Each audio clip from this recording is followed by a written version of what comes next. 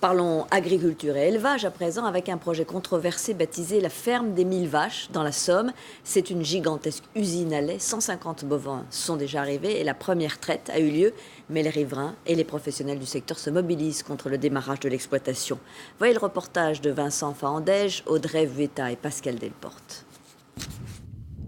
C'est une ferme géante, la première du genre en France.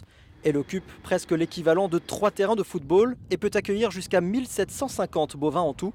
Les premières vaches sont arrivées très tôt ce matin.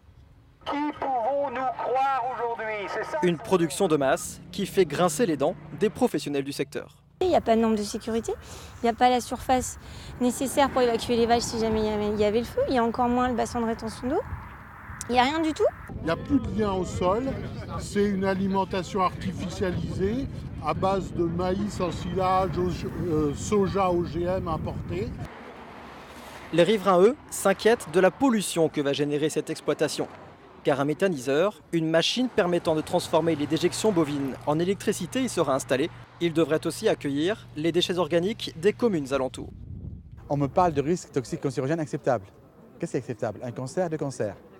Les responsables de cette ferme ont refusé de nous répondre, mais selon eux, ce type d'exploitation pourrait permettre à la France de ne pas perdre son industrie laitière au profit de l'Allemagne par exemple, où ce type de ferme géante existe déjà. À terme, 20 000 litres de lait seront produits ici, c'est 20 fois plus que la moyenne française.